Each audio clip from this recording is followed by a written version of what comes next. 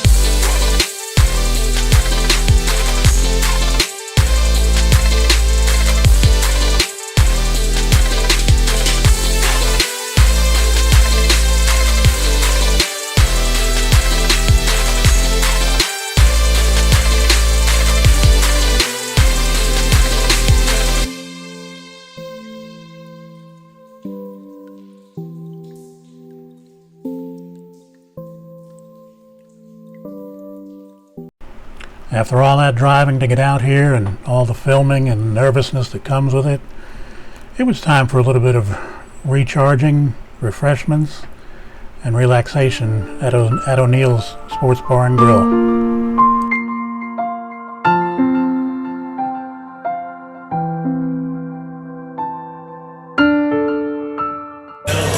Hey, well, that's it for this video, and I hope you enjoyed it as much as I enjoyed making it.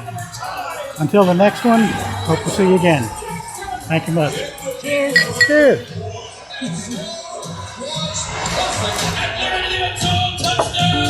That's a wrap.